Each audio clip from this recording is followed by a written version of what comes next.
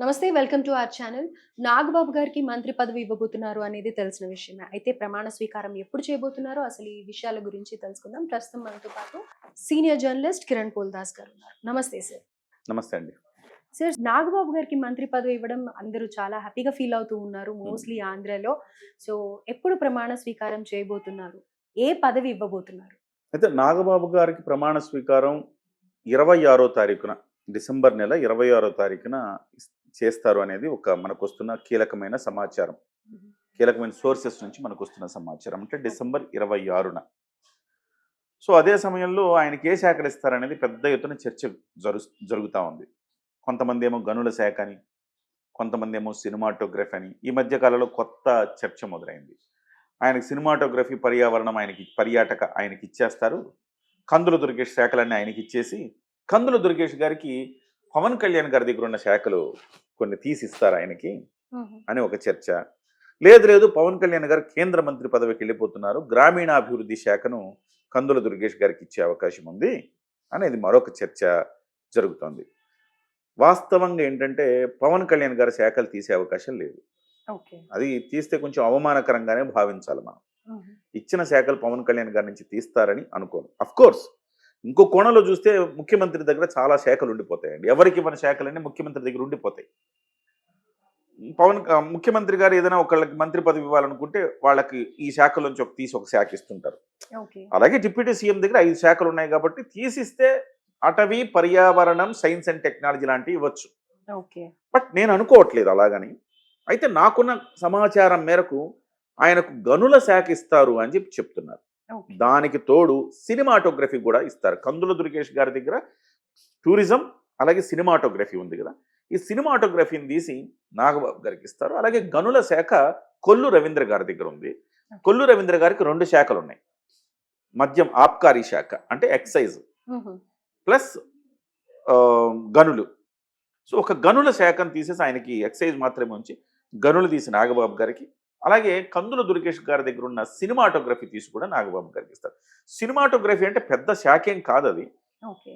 కాకపోతే ఈయన సినిమా వాడు కదా, కాబట్టి సినిమాటోగ్రఫీ ఈయన దగ్గర ఉండడం అని న్యాయం. ఓకే.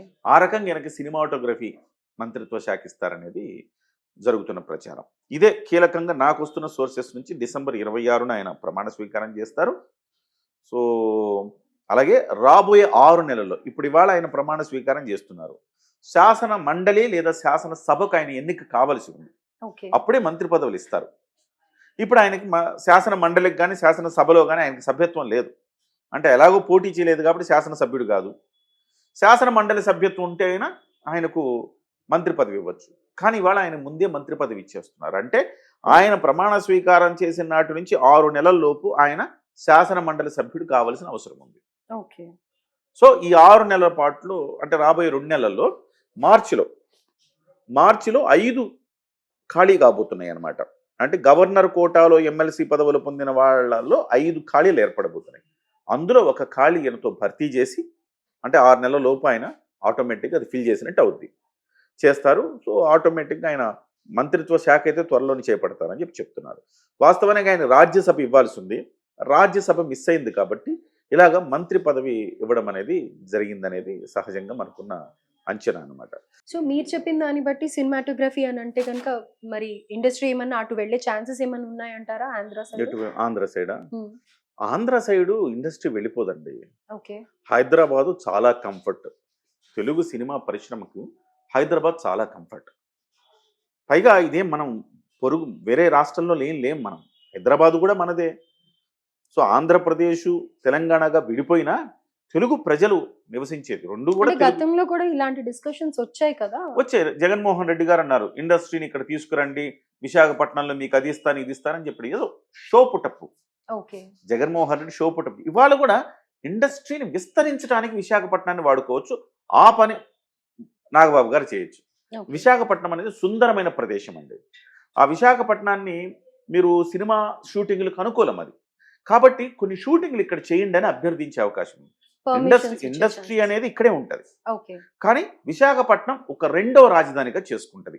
సినిమా పరిశ్రమకు విశాఖపట్నం అనేది రెండవ రాజధాని కాబోతుంది. డెఫినెట్గా అవ్వాలి కూడా, అందులో డౌట్ ఏం లేదు. ఎందుకంటే మీకు సముద్రం కావాలండి, బీచ్ కావాలి, లొకేషను ఎక్కడుందండి మనకి? విశాఖపట్నమే కదా.